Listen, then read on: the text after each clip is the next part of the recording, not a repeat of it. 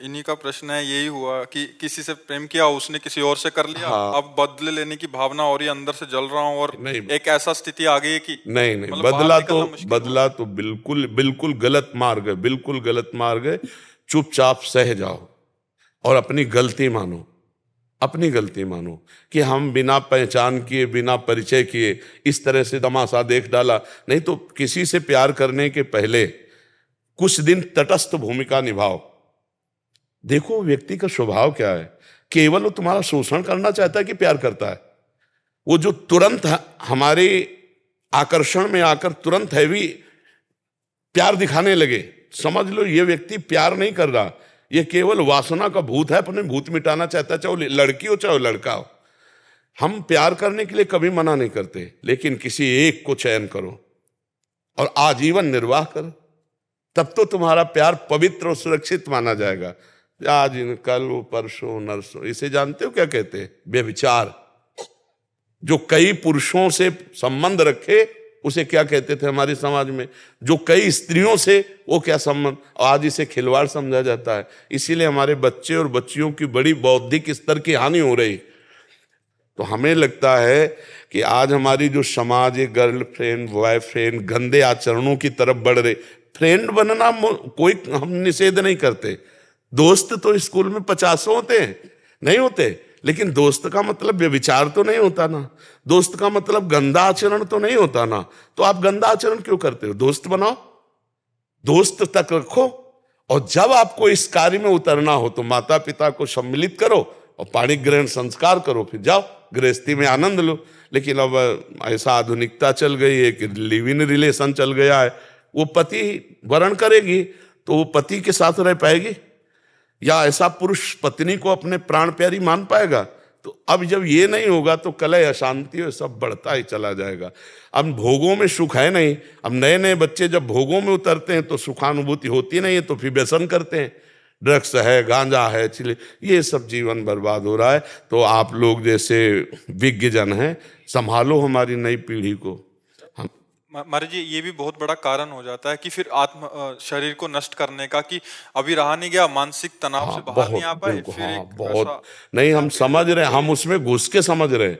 जैसे बच्चे बात करते हैं ना तो इनके हम दिमाग में घुसते हैं, इनके दिल से दिल मिलाते हैं, तब छरछरा उठता है कि यार इसकी स्थिति क्या होगी, क्या हो। अब एक कोमल हृदय, मतलब सरल हृदय, चाहे लड़की को चाहे लड़के को, अब नई अवस्था है, अब उन्होंने दे दिया, अब वो तो जी जान से प्यार करता, वो देख रहा उसके साथ हंस रही, उसके साथ बात कर रही।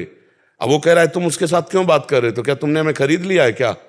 अब उसके जो हृदय में बीतती है, क्योंकि उसने आसक्ति कर लिया ना। आसक्ति का मतलब होता कर लिया, अब वापस होना मुश्किल है।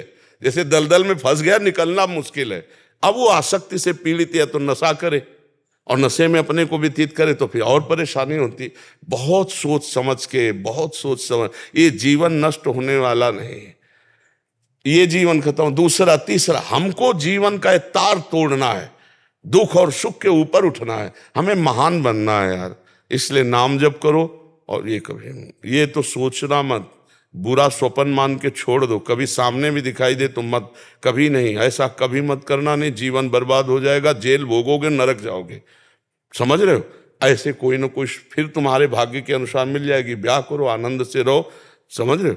गलत कदम मत उठाना। प्रभु जी, ऐसा होता है इसीलिए जब बच्चे बड़े की बात नहीं मानते। हाँ बिल्कुल, माता पिता का अनुशासन बच्चों को मानना ही चाहिए, मानना ही चाहिए। तो सर ये है कि मैं जिस ऑफिस में हूँ उसी ऑफिस में वो भी हैं। अब ये हो गया है कि मैंने घर पे बात कर ली थी, उसके बाद अब उन्होंने बदल बहुत कृपा हो गई बच्चा, नहीं ब्याह होने के बाद बदल जाती तो फिर क्या होता? बहुत बहुत कृपा, बहुत कृपा हो गई। इस पे प्रसन्न रहो कि बुरा बुरा संग होने के पहले हम बच गए। भगवान की कृपा मनाओ ना, और उसको उसको प्रणाम करो कि आपने असली रूप बलिया पहले दिखा दिया, बाद में दिखाती तो हम किसी काम के नहीं रह जाते। इसलिए उसी ऑफिस में जाना पड़ता है। कोई कोई फर्क नहीं पड़ा। अरे कोई नहीं, बहादुर बन रे, बहादुर बन, तो दिखा कि मैं तेरे से अच्छा हूं, मुझे तेरी जरूरत नहीं। और जब दोस्त हंसे तो तुम भी हंस दो यार, पागलों के बीच में हंसने में क्या जाता है? क्या जाता है? और उसको बुरा थोड़ी माना जाता है। मस्त रहो, जिंदगी को आनंदमय बनाओ। भाई हम सबसे प्रार्थना करते हैं, हर परिस्थिति की काट है, परिस्थिति में मत डूबो, परिस्थिति को काट के आगे बढ़ो। ऐसी नहीं, ये कोई बेइज्जती है, उसकी मन है वो दूसरी जगह जा रही, कोई बात नहीं भाई, तुम्हारे अपना रूप दिखा दिया, हमारी कोई बात नहीं, हमारा भगवान देखेगा। कहीं ना कहीं ऐसा जोड़ लिखा होगा जो तुम्हें सुख देने वाला हो, ये आती तो दुख देती ना। आनंदित रहो, भगवान के भरोसे रहो और नाम जप करो, कभी कुछ गलत मत करना। उसको भी जब प्यार से देखो ना तो मन से प्रणाम करो कि अच्छा हुआ प्रभु ने आपका रूप दिखा दिया, नहीं तो पीछे मुझे बहुत धोखा होता। ऐसा किसी का हित, ये जैसे बच्चे सोचते हैं मेरी नहीं हुई तो किसी के नहीं होने देंगे, ऐसे लोग सोचते हैं ना, तो फिर वो क्या करते हैं, वो जेल से थे, वो भी जेल में जाते, वो किसी के नहीं होते, अपना जीवन बर्बाद और माता पिता परिवार को दुख, और इसके बाद वह जेल भोग करके फिर नरक जाना होता है। इसलिए कभी ऐसा न, जैसे कुछ बच्चे ऐसे मूर्ख होते हैं कि वो ऐसे इधर उधर सब रूप का नाश करने के लिए, जैसे वो क्या कहते हैं उसको, हाँ, अरे कभी नहीं बच्चा, कभी नहीं। और एक चीज बताएं, सच्चा प्यार तुम अगर किए हो तो प्यार का स्वरूप जानते हो क्या होता है? अगर तुम्हें उससे सुख मिल रहा है तो मैं तुम्हें कभी नहीं देखूंगा, सुखी रहो, भगवान तुम्हें सुखी रखे, जाओ उधर, इसे प्यार कहते हैं। प्यार कहे होता है कि ठीक है मैं तुम्हारे योग्य नहीं हूं, अगर तुम्हें अच्छा कोई मिल गया है तो तुम सुखी रहो, आनंदित रहो, भगवान तुम्हारा मंगल करे, हमें तो भगवान के साथ ऐसे चला जाता है। तुमने उसे प्यार किया तो उसको आशीर्वाद दीजिए, जाओ जहां तुम्हें सुख, तुम अच्छा सोचो, उसको तो निगेटिव फल मिलेगा ही, जो निगेटिव चलता है उसको नकारात्मक फल मिलता है। तुम सकारात्मक, आज हमारे पास आए हो ना, तो तुम अपने प्यार को आशीर्वाद दो कि हमने तो तुम्हें प्यार किया, तुम भले प्यार न करो, तुम्हारा मंगल हो, भगवान तुम्हें सुखी रखें। ये मार्ग है, ये अपना मार्ग है, ठीक है। शांत, अब तो बदला लेने की इच्छा लगे। हाँ जी।